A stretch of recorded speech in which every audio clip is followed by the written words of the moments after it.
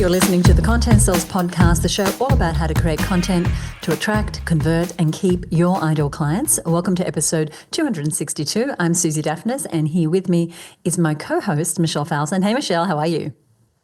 Hey there, Suzi. I'm doing really, really well, and I'm excited because we are continuing a Content Sells tradition today here on the show. We sure are. And I'm doing great. And the tradition that we're talking about is our annual content marketing tools we're loving episode. So every year around this time, we pause to take stock of what content marketing tools are really working, not just what's shiny or new, but the tools that are actually making a difference in how we work, create, and connect. This is our fourth year doing a Tools We're Loving episode. And what we've seen year after year is that a well-chosen tool can really unlock so much when it comes to your content marketing. And I know for me, there have been many technologies and tools over the years that have helped revolutionize, and I don't say that word lightly, revolutionize my businesses. And that's because at its best, technology gives us leverage. And what I mean by that is the ability to do much, much more with much, much less.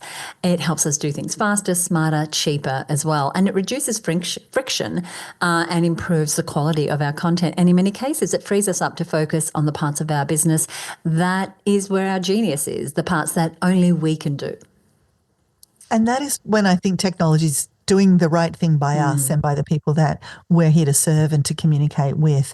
And that is really why we love paying attention to the tools, not for the sake of having the latest thing, like you said, Suzi, the bright, shiny, but because the right tool at the right time can really be a leverage point, a force multiplier, a freer of your own genius and all the things you want to get done in your business. And it can turn one idea into a month's worth of content, for example, that force multiplier idea.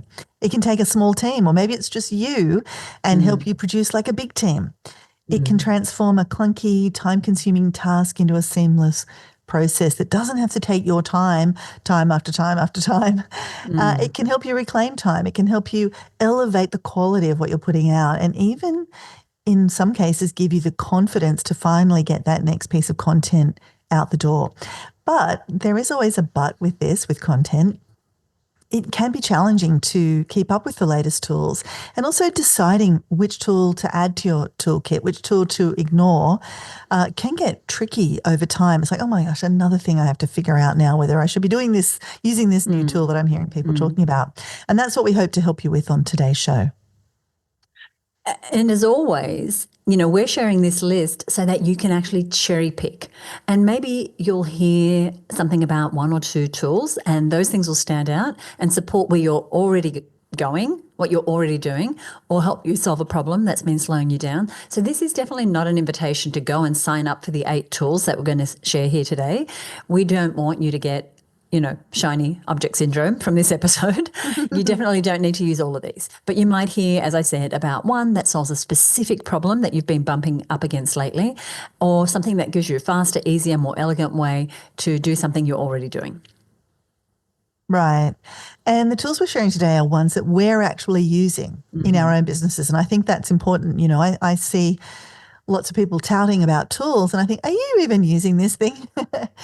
And so we've chosen some tools that are really, cutting edge, some tools that have been around for a long time. We've really looked at what are we doing that's actually helping save us time, or unlocking creativity. And maybe a few are just straight up making life easier for us. So think of today's episode like a tasting plate. As you listen along with us, you can sample what we're doing and how we're using these tools, and then decide if you want to take a bigger bite of anything that we're sharing.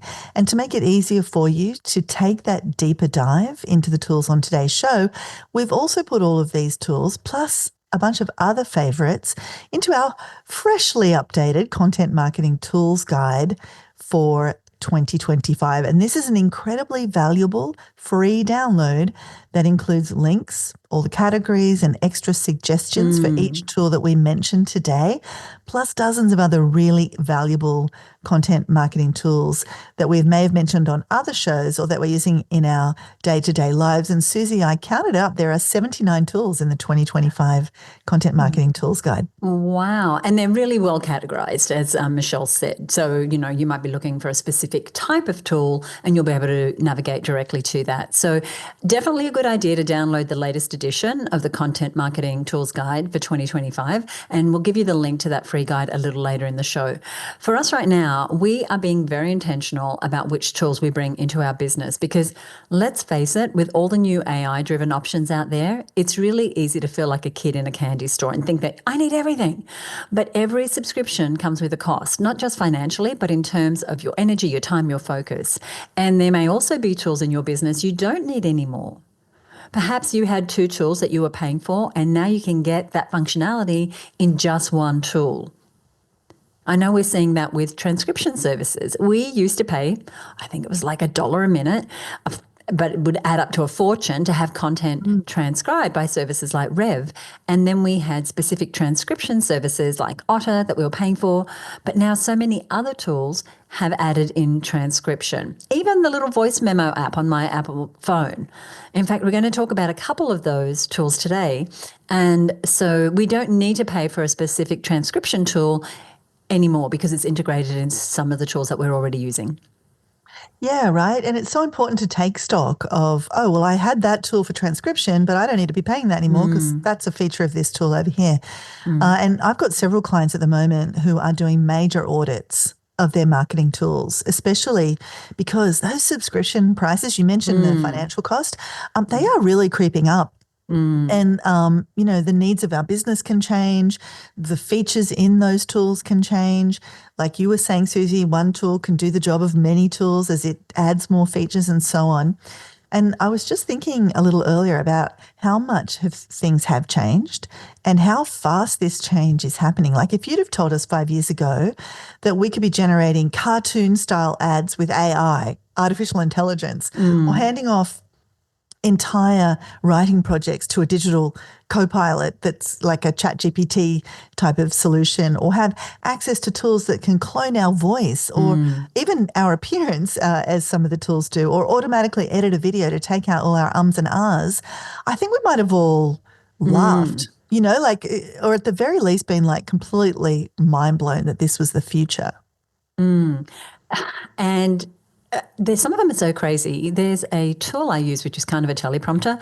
It's actually one I probably should have added to this list, but maybe next year, which if you're not looking at the camera directly, it will correct your eye position so that you look like you're looking into the camera. How nuts is that? I'm just picturing if your head's way off to the side, your eyeballs twisted around. It's amazing though, really. So it is. It's amazing, and it's changing so quickly as each of these tools tries to catch up with their competition. So there's so much available to us right now. And of course, much of that has been enabled by AI, as Michelle mentioned. But as you'll see in today's show, not all the tools are AI tools. In fact, we've seen several tools stay relevant over the years. So we've got a good mix of cutting edge tools and other tools that have been around for a while, but we've never mentioned on this annual episode. And we thought it might be helpful for you to hear how we are using them. So let's dive in. And Michelle, would you like to kick us off with one of the tools that you are loving right now? I would love to. So let's start with the first tool that I'm loving in 2025, and that is a tool called Loom, Loom for Mary.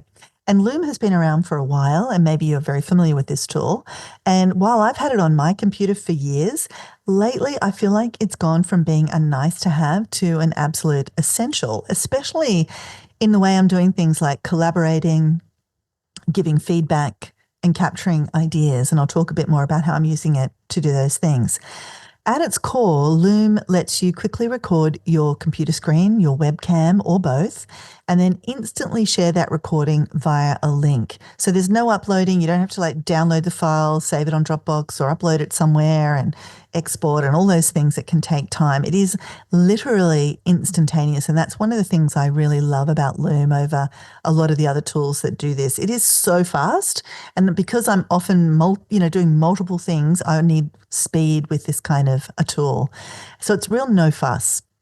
The other thing I love about it is it's not very rarely does something go wrong technically. There's nothing more heartbreaking than making a 20-minute screen recording and then listening to it back and there's no audio, or the file didn't upload and it got lost in the ether or something like that. So I find it super sturdy and reliable. And I also really like that you can turn your camera on or off. And what I mean by that is when you're screen recording, it will, if you've got your camera on, it will show your face and you can decide where that goes and the size of it.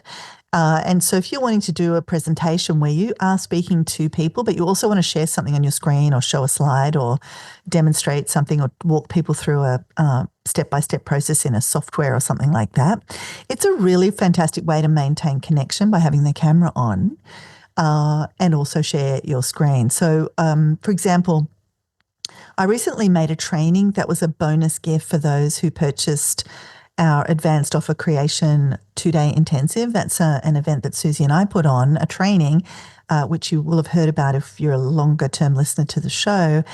And one of the bonuses was kind of walking them through the way you can use AI and some other templates that we have to really get clear on who your ideal client is. And so I just sparked up Loom. I put the camera on to make it more personalized, and it fit nicely in a nice little circle that I could drag over to the side of the page, and recorded this really high quality looking training that took no time at all, looked great, and was just so easy to put together. But for other videos, I will keep the camera off. Like if I'm just doing a quick screen recording of a process or demonstrating something or brainstorming with someone and just giving a quick reply, I don't worry about having the camera on, but it's so easy, just the click of a button. And overall, easy is the word. It's a really easy to use tool. It's not expensive. And in fact, there is a free version of Loom. But like all of these freemium models, it comes with a few limitations. So the free version you can use to record short videos, like just 5 minutes is the recording limit, and you have a 25 video storage limit. I've gone for the paid plan because I do use it a lot, and I get a return on that investment many times over. And on the paid plan, I've got storage for unlimited videos. So I've got this great archive of things that I've recorded and the ability to record up to 5.5 hours in one video. Like I could make a big long thing if I wanted, and it's nice 4K video quality. So you really can use this to do really quite high level things if you wanted to. But here's what I've been really loving lately, this extra functionality that they've been adding in over time. It's one of those tools they really keep improving. So now there is a transcript. Suzi, you were talking about transcripts before. Yeah. Loom gives me a transcript for every video. It automatically generates that. It's instantly there. I mean, it's just blown my mind, which is brilliant for accessibility and searchability and also repurposing content. Like you can grab that transcript and use it in other ways. And I'll speak a tiny bit about that in a minute. You can edit it, your video, simply by editing the transcript. So if you click on the transcript and you didn't want that whole paragraph of stuff that you made a mistake, you just delete all of that. And this used to be things that were in separate other tools, right? Like Descript and so on. Mm-hmm. Yeah, I can just delete that paragraph and that is now not in the video. There's also automatic removal of filler words, literally one button click, and it will just go through and find every you know, we all do that. And it just automatically detects and removes those. And honestly, you sound so much more polished. And it, again, takes about half of a second. The other thing it gives you is viewer insights, which I love this. It tells you when someone's watched the video, how long they watched.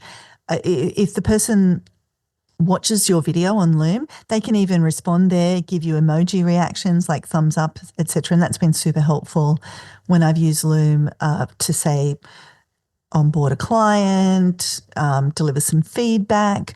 I know exactly when they've seen it. And I use Loom a lot to record videos for the women in our mastermind. So they can post anytime they like in our Facebook group. In fact, I made 2 Looms this morning. One was responding to an email sequence that somebody wanted us to review. And so I just spark up the email sequence, turn Loom on, record myself scrolling through and making the suggestions. And then if I wanted, I could edit it, but I don't. I just click the button and can share the link right away. And then I know when they've seen it as well, which is great. You can also add call to actions below the video. So if I'm sending someone a quick walkthrough of a proposal, I haven't used it for this use case, but you could put like a book your next session button right underneath, and somebody can just click that and move into the next part of your sales process. There's folders, there's privacy controls. It's really easy to organize everything and easy to share. So whether I'm creating something for a team member or a collaborator or a designer I want to share things with, or a masterminder or a client, I can sort of choose what they can see and what they can access. So while Loom, you might have thought of it just as a screen capture tool, it's become so much more. It's really a go-to place for so many use cases in my business where I want to communicate with people in a kind of more profound way.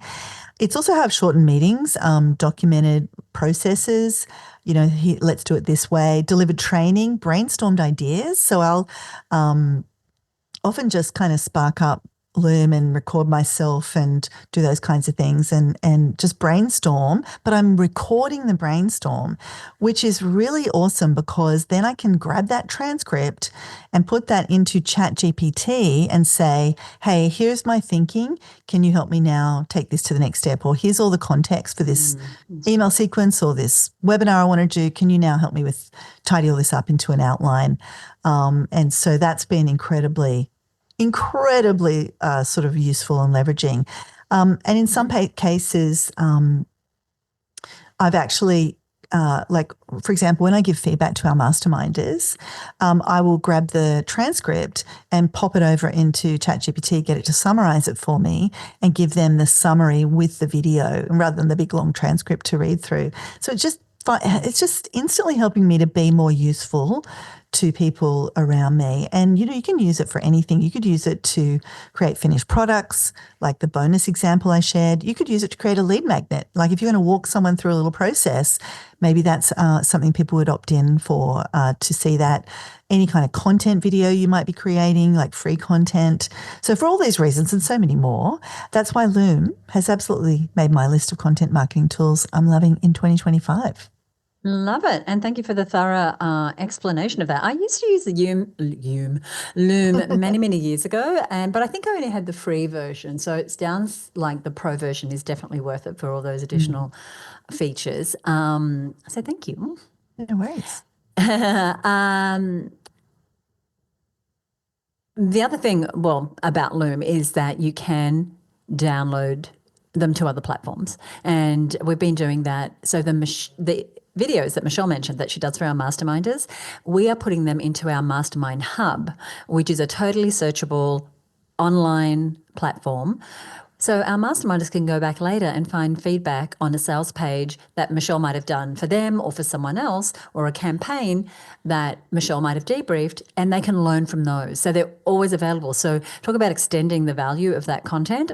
That's what we're doing. And I'll share more about the tool that we use for our hub, our online platform, in just a minute. But for now, I want to share one that I've used probably for about 8 years. And I have to say I was a bit of a reluctant user in the beginning, but this has become part of my standard way of communicating with some people who are really important in my life.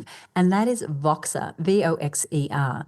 Now, if you haven't come across Voxer before, it's a walkie-talkie app, and it lets you send voice messages, text messages, and images all in real time. So think about it as a way to mix together WhatsApp and a two-way radio. And what it does is it brings back the human voice into digital communication, or communication when we're often just typing things. It's a great one to use with clients, and I'll share how. And you can do that inside of any community that you have, or one-on-one consulting that you have. But we see it work really well inside of high-level programs like group coaching programs and masterminds. And so the mastermind that I belong to, that I travel to the US for 3 times a year, we use Voxer as one of the central ways that we communicate with each other. And it's a tool that I've seen friends use with their teams or contractors. And so for us, with the mastermind example, if one of the masterminders is working through a challenge, they can quickly, get a gut check on an idea by posting something inside of Voxer. It's usually an audio file, or they're giving us a download of their progress inside of a launch or promotion on a daily basis. It's like a radio. It's like listening to radio. I love when I turn my Voxer channel on and a few people have left messages. It's just like this little radio station. But it's very personal because it's someone's voice. And so we can quickly reply with our voice, and there's no need to schedule a Zoom or write a long email to go back and forth on supporting each other. Now, it is asynchronous, so it doesn't interrupt anyone's flow. Like, I can often do my catch up because a lot of my masterminders are in America. I'll often be catching up the next day, but it allows us to keep momentum between our more structured and our in-person meetings. And I love how fast it is. So there's something about speaking that lets you be more in the moment, more authentic, more generous. So if I just left you a message right now and you had your notifications on, you would get a little bleep and then you could answer immediately. So it's like us being on the phone without us being on the phone. But from a content perspective, the reason we're using that as an example here today is that I'll often voice something in Voxer, and that can end up becoming a post or a reel or a strategy or a seed of a new idea. And I can also save something from Voxer for later. So it becomes a content creation tool. Or maybe one of my fellow masterminders will share a content strategy and I'll forward that message to myself to use later. It's also really powerful for businesses that value personal connection but want to avoid this back and forth of email or typing text sort of platforms.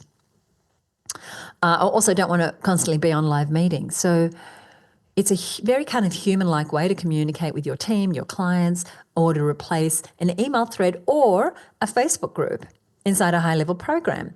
And I've seen Voxer used even as a bonus. So imagine you're doing a course or a program, or you're offering some, multi-part consulting services. This is a bonus that you could give participants to get access to you kind of on a 24/7 basis during the course of the program or the execution of the consulting services.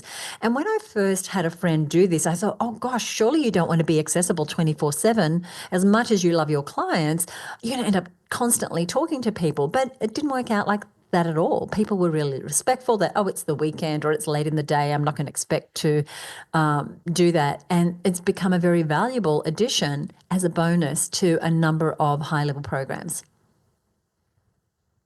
I love that. That's a great idea. And I do think that's true. When you give people those kinds of access levels, oftentimes they're not as used as you think they might be, but they have such a high perception of value when you are kind of giving that at the point of sale. That's awesome. I am still a reluctant user, but this has convinced me that maybe I need to find a community somewhere that's going to Voxer with me. So thank you for that. And like Suzi said at the start, just listen out. Maybe something in here is really speaking to you. Like, I really do not want to create another Facebook group, or I really do need a bonus for this thing I'm doing. Some of these things might really be just exactly in your wheelhouse right at this minute. Now, one tool that is maybe a little bit of a bright shiny that I want to mention, and that I'm not sure is quite 100% there, but I am really excited about it, and I wanted to bring it into today's conversation, even if it's just to get it on your radar, and that is a tool called Manus, Manus. And actually, I just saw this week that they've opened, as we record this episode, they've just opened up more widespread access. You used to have to kind of know someone who could give you an invitation or go in and apply and join a wait list, but they've just opened it up. So now you can actually get into Manus without any waiting or knowing someone on the inside. And this is a tool I'm still relatively new to. And like I said, honestly, I think it's still got a few kinks. And I know for some people, the jury is still out about just how good it really is. Is it going to live up to its hype? But its potential is what is really blowing my mind. The potential, and I really do think we're only a few beats away from this being absolutely mind-boggling what it can do for us. So I'll tell you a little bit about what it is. In some ways, Manus is like ChatGPT, but so much more. So it's a form of agentic AI. And maybe you've been hearing this phrase being bandied around, agentic AI. And think about the word agentic. It's got the name agent, the word agent in there. And it can literally be your agent out in the world doing things for you and thinking a lot more independently than ChatGPT. So Manus AI differs from ChatGPT primarily in its approach to task execution.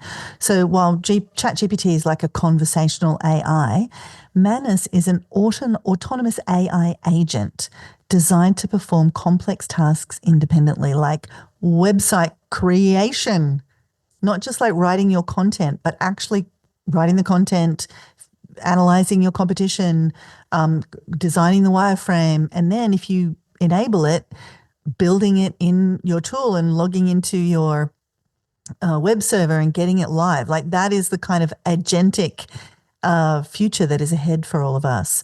So it's things like I was saying, website creation, data analysis, content generation, but it's with a lot less input. It's like it does a lot more of its own proactive thinking is what I've observed.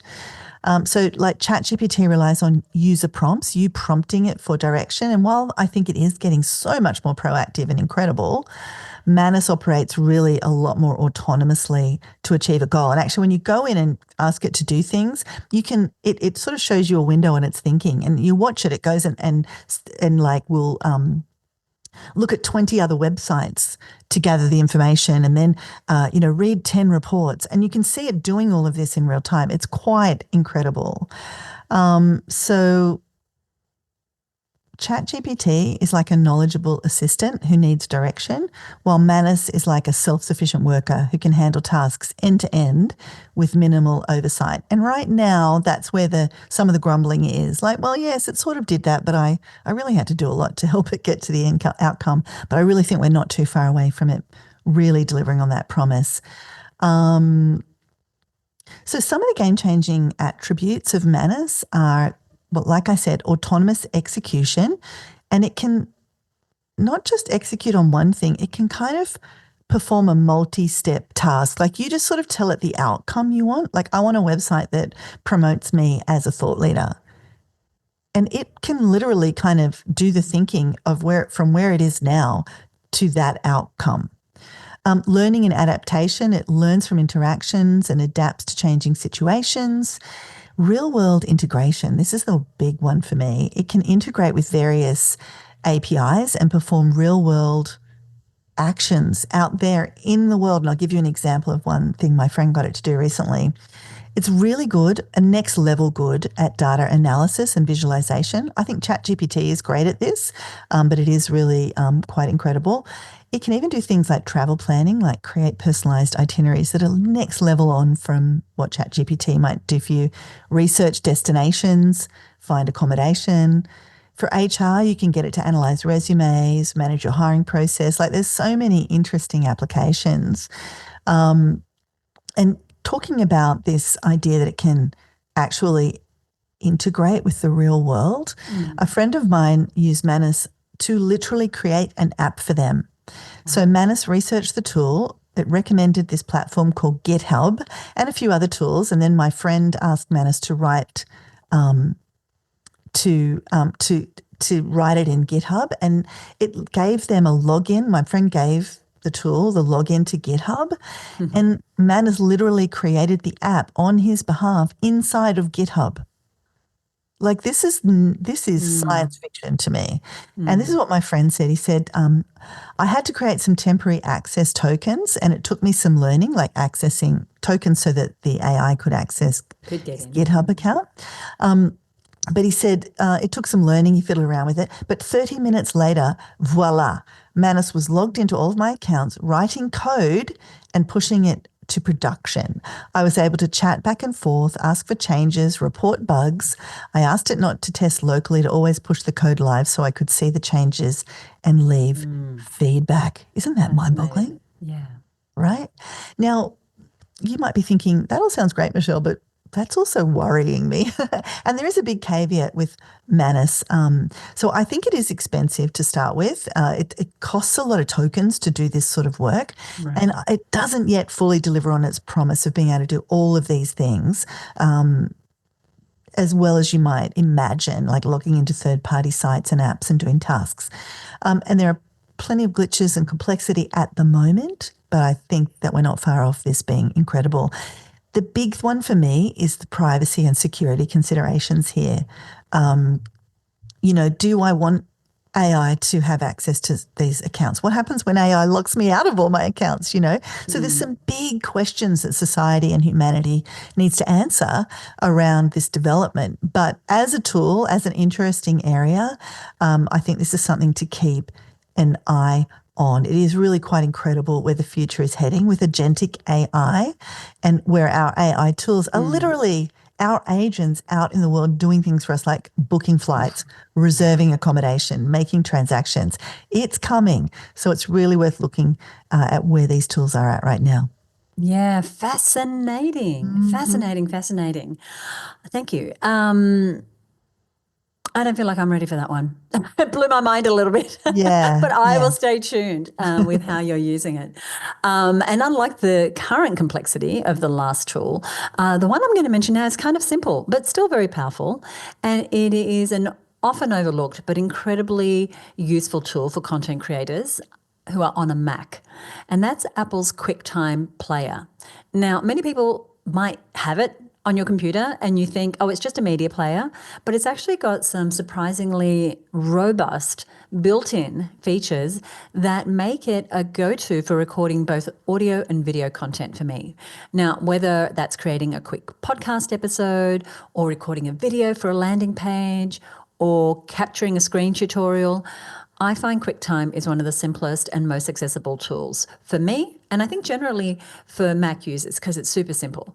Now, one of the standout features is that it does have the ability to record high quality audio and video directly from your device. So there's no complicated setup. And for someone like me who loves their technology but isn't overly confident with complex technology, it works really well because with literally just a few clicks, you can start a new screen recording, an audio recording, even a video using your webcam. And it's especially handy for recording really clean audio when you want to create a podcast episode on the fly or capture a really professional looking video for a course or a sales page, as I mentioned. And this is exactly how I use it on a weekly basis. The interface is minimal, intuitive, super simple, especially for those of us who are not overly confident with technology. And if you don't want to deal with complicated video and audio software, it's simple. You just hit record. Another key benefit is that QuickTime recordings are automatically saved in high resolution formats, and they're really easy to share or edit in more advanced tools like iMovie or Final Cut Pro if you want to pass them on to someone who is more technical than you, or if you have the ability in those advanced programs, then you can definitely do that editing, at that higher level, but you can capture it right in QuickTime. The other thing it does is it integrates really smoothly with the Mac operating system. That's one of the powers of Mac. So you can quickly drag and drop your recordings into other apps. You can upload them to cloud storage. You can send them directly to your team or your editor. And if you do need to do light editing, like trimming the start or the end of a video, you can do that right in QuickTime without having to go to another platform. Now, if you are listening as a Windows user, know that I haven't forgotten you. Now, I don't have personal experience because I am all the way Mac, all in, but I understand that a comparable tool would be OBS Studio, so Open Broadcaster software, which is a free open source application that offers more advanced functionality than QuickTime actually, including live streaming and custom overlays, etc. But it does have a steeper learning curve. It's a reliable alternative, however, for PC users if you need to create screen recordings or video tutorials or do live broadcasts. Now, Windows Media Player, which many of you PC users will know, is actually not included on our list because it's actually a solid tool for playing media files, but it's not designed for content creation. And today we're really looking at content creation tools. So that one doesn't offer screen capture and webcam recording or audio capture, all the things that we feel are essential for content creators who want to make podcasts or videos or tutorials. So fine for viewing or listening, but it doesn't help you create content in the first place. So we are talking QuickTime, and it's right there on your Mac. If you have a Mac and you haven't discovered this tool, then go ahead and check it out. Yeah, thanks for kind of illuminating me also, because I am one of those people that just thought it was a player. So good when there's like juicy goodness hanging inside your computer. Yeah. When you told me the ways you were using it, I was like, really? That's incredible. All right, another incredible tool I want to share, and I am loving this one. Sick. Like this title should be Content Marketing Tools We're Loving Ourselves Sick About in 2025. And this one is custom GPTs. And I would be worried about us. I would be very worried about us if you saw an episode that was named that. I'd go, what has happened to Suzi and Michelle? loving myself sick on this. Okay. So, we won't do that. Promise we won't. Now, this is custom GPTs, and I am completely obsessed with these right now. I think they've given me a huge leap forward in productivity. And if you have not explored this yet, custom GPTs are a feature inside Chat GPT that lets you create your own personalized version of the AI, one that's trained to your preferences, your style, and the specific tasks you do most often. It's really like having a team member who knows they already know how you like things done, and you don't have to re-explain to them every time they do it. You told them once, they got it, and now they do it that way every time. And so the way it works to create a custom GPT is so easy. You just click into the GPT section on your ChatGPT screen, and you can explore GPTs that other people have created and made public. So maybe somebody's already done the work for you, or you can just click to create your own. And it's just a guided process. It asks you a bunch of questions, and you just keep refining it until it's giving you the output you want.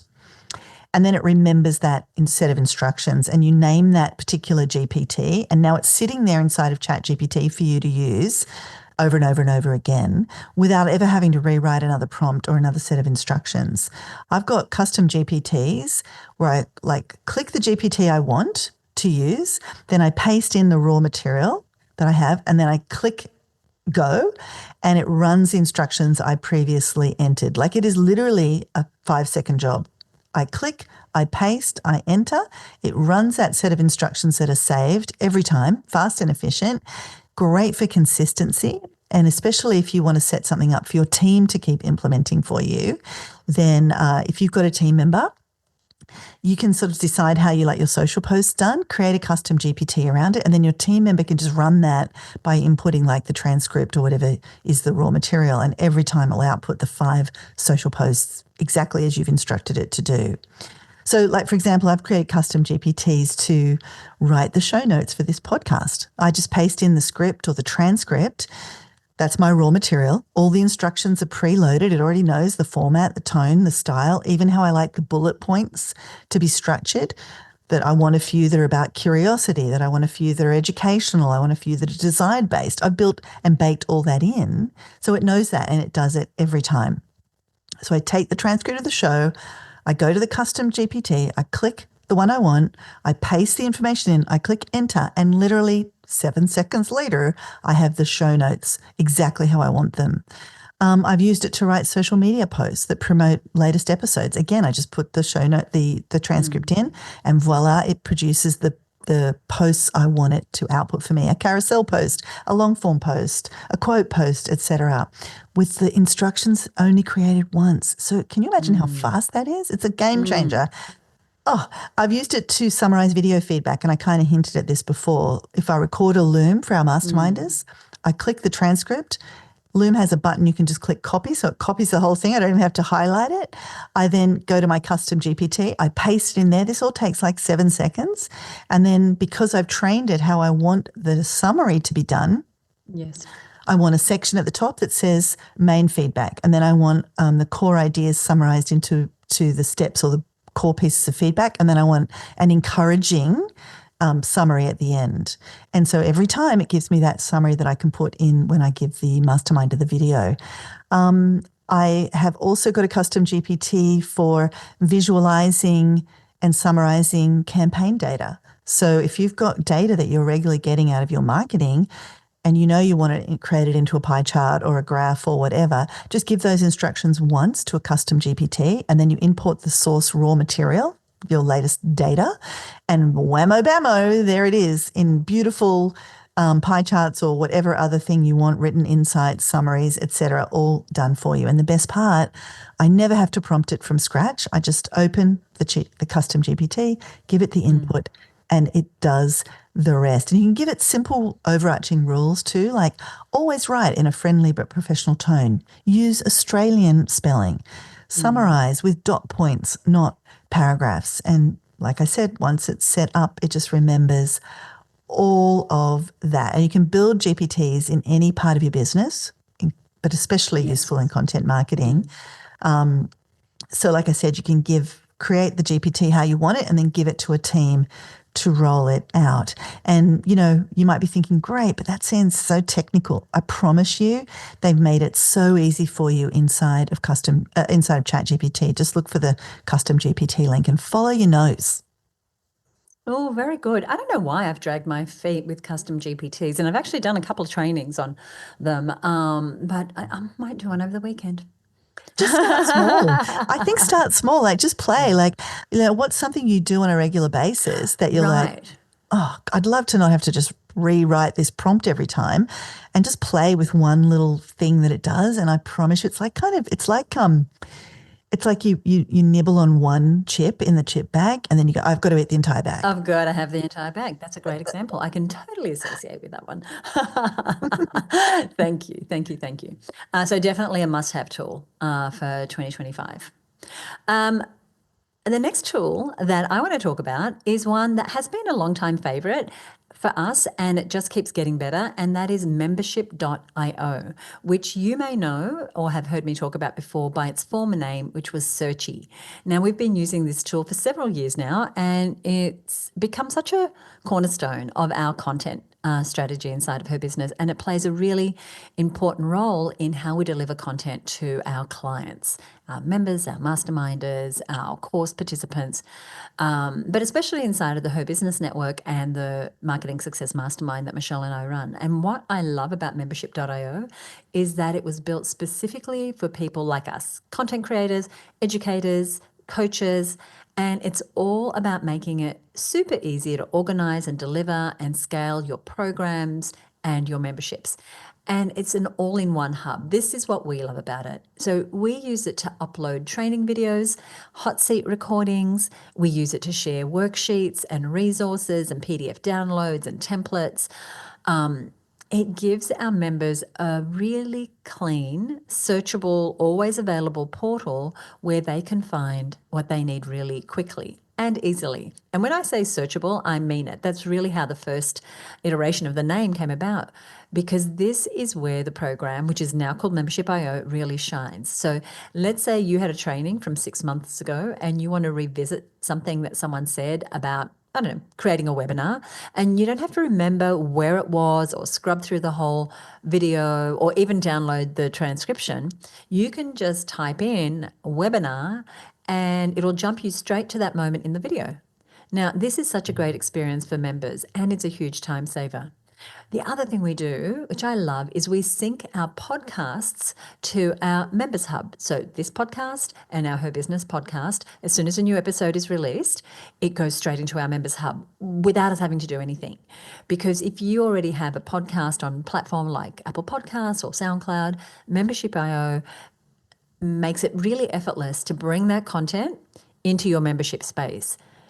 Literally with just a link, your podcast episodes can be automatically imported into your content library. So you don't need to upload files one by one. So you could just right now add all your podcast episodes, and you can set it up to every time you publish a new episode, it goes automatically into your membership.io platform. I love that feature. That's so cool. It's great. It's so good. It pulls in the album artwork. It's terrific. The real benefit is that you get to repurpose content that you've already created. So if you created it, it's out there on the Spotify's and the Apple Podcasts, etc. But here you are using it inside of a private branded member or client experience, meaning that your clients can easily binge your audio content. They can search through transcripts. They can access bonus content all in one place. Plus, with this auto importing turned on, as I said, new episodes are added automatically. So that saves you a ton of time, and it keeps your content fresh. It means every week you could look inside of the Her Business Hub, which is incredible, and have really up-to-date content.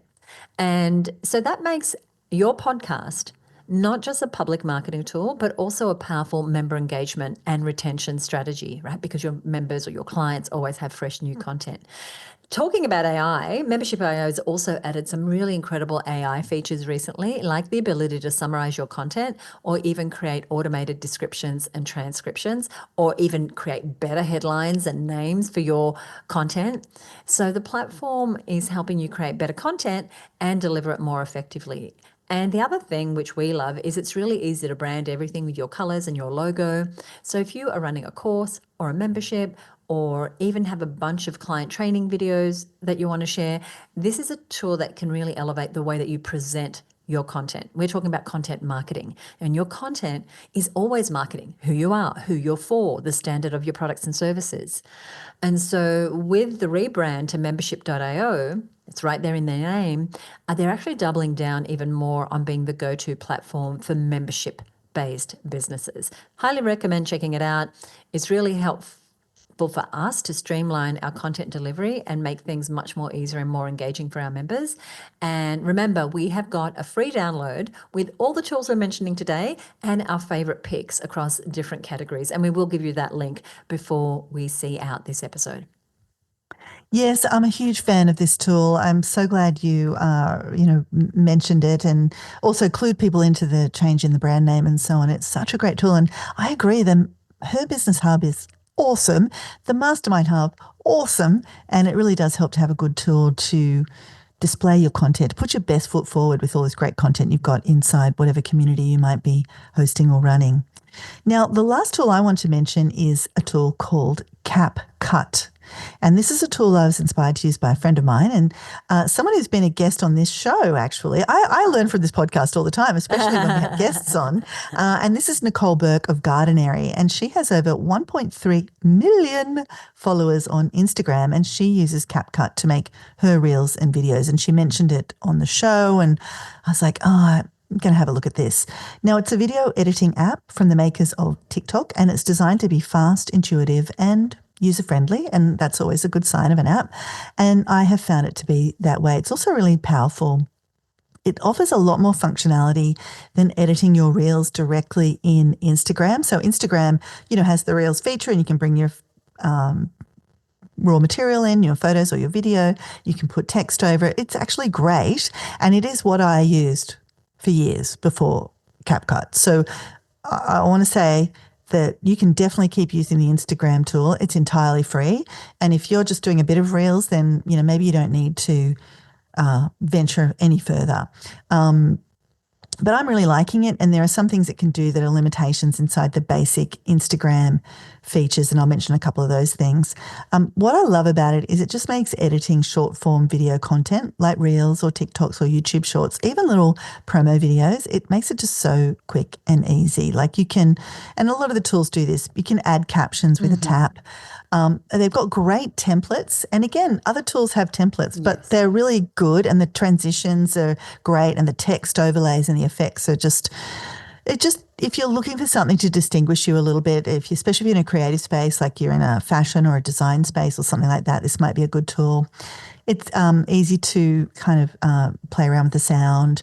You can do other things that all the tools do, add music and stickers and voiceover, but it's kind of really easy to do. And what I love about it too is I can have sort of picture-in-picture things. So I can have my main screen being the video of me talking, and I can have a little picture inside it of the video of the image I want people to see at that time and things like that. It's just really easy, and there are workarounds for Instagram to do that, but that's not as just so intuitive and easy in CapCut.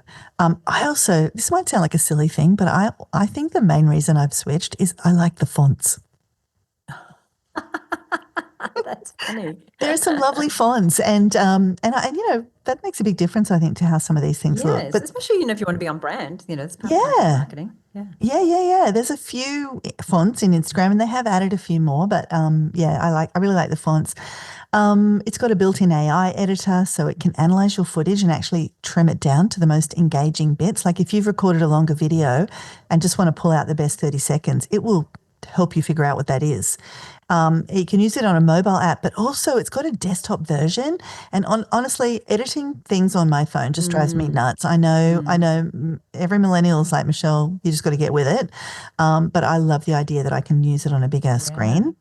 And so if you're sitting on a bunch of video content right now that you haven't posted because just editing it feels like a chore, CapCut may be something that you can use to get it out into the world faster. It is a paid app, but you can get a free version. Again, it's a freemium model, so expect to get the credit card out if you want to unlock some extra features.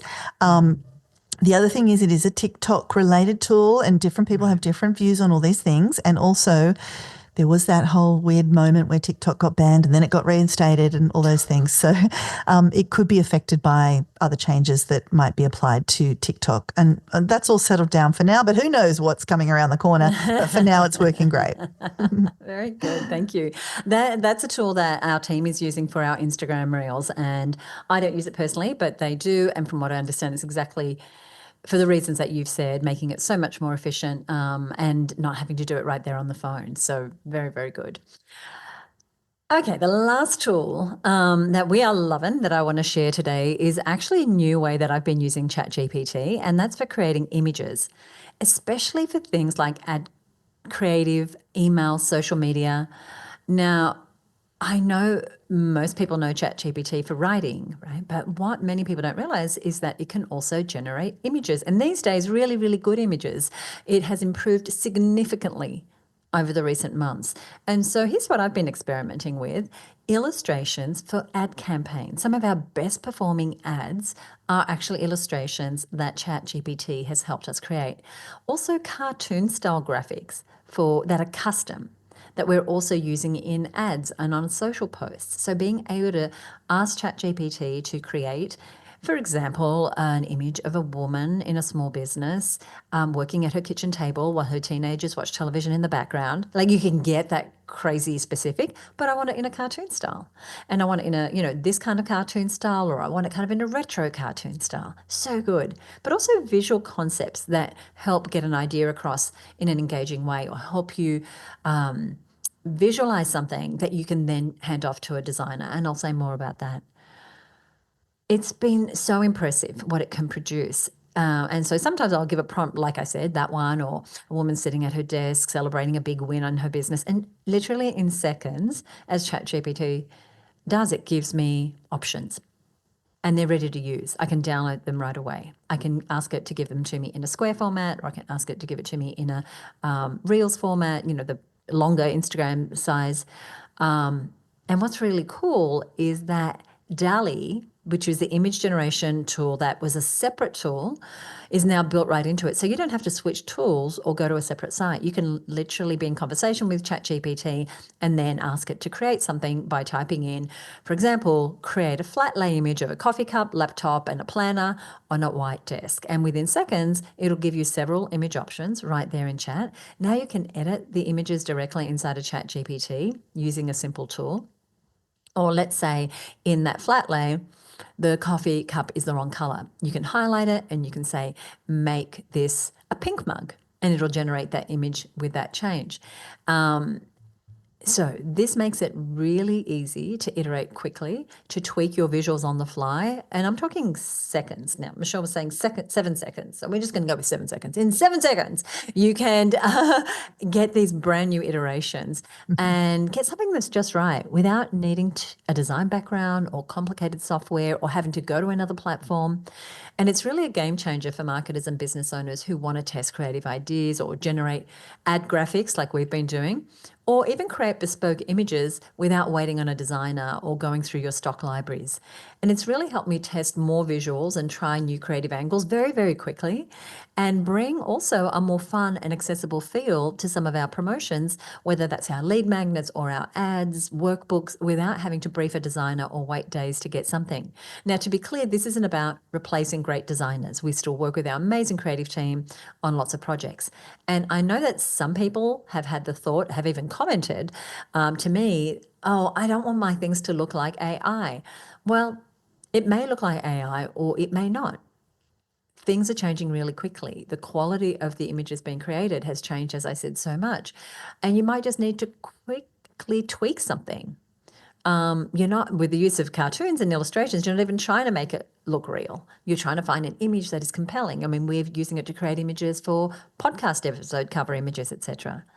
But this is really about the moments where you need a really quick visual to test an idea or get something published faster or add a fresh image to a piece of content or give a designer a sense of what is going on in your head and the type of thing you're looking for. And so, we're always coming up with new webinars. There's a brand new webinar that Michelle and I are working on right now. And we have the name. And we wanted to generate some ideas for the logo. And so I said to ChatGPT, hey, give me like 4 ideas. This is the topic. This is the ideal client. Gave it a kind of detailed prompt and it punched out a few things. Now, were they perfect? No. But were they enough for me to give to our designer and say, look, here's some ideas. Here are the ones that we're liking. Take it from there. Use your years and years of creative expertise, but now you don't need to start from scratch. And so for me, it was efficiency, but also being able to translate what was in my head through iterations without the designer and I having to go back and forth to get the feel of it. So I'm loving the flexibility it gives me. So if you haven't tried ChatGPT's image capabilities lately, it's definitely worth checking out because it's just getting better and better. Oh, I agree completely with that. I am loving the image generation available in ChatGPT, especially what you said. Like you can be prompting it to help you with some copy, and now it's got all that information. You can just add another few words to then get a very relevant image outside, in that same chat thread. And like logo ideation. That was a great process we had this week, just backing and forthing on the visual and the things we liked and didn't like, or the thought starter ideas. It just helped us to get kind of our heads around that. Social post images, I think it's great for that. And, this is where you would have gone to a stock image anyway. It's not taking work off a designer, but it's helping you to make those images, up-level them. Oftentimes we're just creating a very basic image. Now you can have much more kind of interesting images. Podcast images. In fact, the image for today's show was created in ChatGPT. It's this really cute toolbox with, instead of the tools being hammers and spanners and things, it's microphones and other things. And again, that was just, I didn't even put in such a detailed prompt. I had been sort of working on the show notes actually. And then I said, okay, can you create an image now to go with this? I didn't even really, I said, I like the idea of the tools. Play on the tools. That was it. And so it was so smart. It had so much context already to think, oh, I know what content sells is. I know it's about content marketing. I know what content marketing is. It's microphones and emails and things like that. And it did all of that heavy lifting thinking. So do check out the image that goes with today's show. Incredibly powerful. And like you said, Suzi, the rate of change is so rapid. I'm just wondering where this is going to be in another year. I don't know, but we'll be back to report on that in 12 months. So we've given you a bunch of tools and you can see how tools just keep evolving and how we as content marketers, we can keep finding new ways to create faster, better and more effectively while maintaining the quality that we want. So I'm going to recap our top content marketing tools that we are loving for 2025. Loom, for fast, personal, professional screen recordings with built-in transcriptions and editing through the transcript. Voxer, which is the walkie-talkie app that makes this asynchronous team and client communications seamless and much more personal. Manus, which Michelle explained to us, is agentic AI, and it acts like a proactive team member handling your tasks and workflows and decisions across your business. QuickTime, which is built in for Mac and typically used to play video, but also really reliable as a way to record high quality audio and video, including for podcasts. Custom GPTs, which we're loving, which is, like a personalized AI assistant inside of ChatGPT that reliably saves you time knowing exactly how you like tasks done. And Membership.io, which was formerly Searchy, and that is the tool that makes it easy to create and deliver beautiful searchable content hubs. CapCut, which is that lightning fast video editor for social content, and it's packed with smart AI features and incredibly easy to use. And ChatGPT for image creation, now built in with DALL-E, which was a separate app. Right now, creating images right inside of ChatGPT, making it super simple to generate those and to edit really high quality custom images on the fly. Now, we've included links to each of these tools along with dozens more content marketing tools that we love and that can help you be more efficient, more creative, more successful. They're all inside our brand new, just updated content marketing tools guide for 2025. And you can download it completely free through today's show notes. And I'll tell you where that link is in just a moment. But first, I want to say thank you for listening. We love sharing these tips with as many business owners as possible. And we would love it if you would leave us a rating or a review on Apple Podcasts. We already have over 100 5-star reviews. And so if you enjoyed today's episode, if you are taking anything away from today, we would love it if you would leave us a rating or a review on Apple Podcasts. And someone who just did is Evelina Kagan from evelinacreative.com. Now, she is helping fashionpreneurs selling courses, digital products, and coaching to start using copy that sells, converts, grows their business without them having to DIY it all or burn out and stress out around their programs. And she said this. She said, I am a big fan of Content Sells. Your episode on how to craft an offer that sells was packed with so many great takeaways. Clear messaging is everything when it comes to conversions, and you break it down so well. Firstly, Evelina, thank you so much for watching. We're going to put a link to your website as a thank you for leaving a review on this show. And if you are listening and you're like, well, I want my link to be given out on the show, leave us a rating or review. So anything we mentioned here on the show today, the different resources, and of course our beautiful new downloadable resource guide where you can get links to all the content marketing tools that we love, you're going to find that over at herbusiness.com/tools 2025. So herbusiness.com/tools 2025. Michelle, what do we have coming up in the next episode of the Fabulous Content Sells podcast? Well, this one I'm looking forward to. It's our we're looking at small scale strategic alliance strategies to grow your business. And I think sometimes we think, oh, it's got to be bigger than Ben-Hur, but so many times even a modest strategic alliance can bring new business into your world, can expose you to new markets, and can turn into really profitable relationships. And so it doesn't always have to be something that the big end of town plays with. And so we're going to look at some mini but mighty strategic alliance strategies to grow your business in the next episode. So good. That's coming up 2 weeks from the release of this episode. If you don't already subscribe, be sure to hit that follow button, subscribe button, wherever you are listening. We want to thank you so much for listening, and we will see you next time right here on the Content Sells podcast. Bye for now.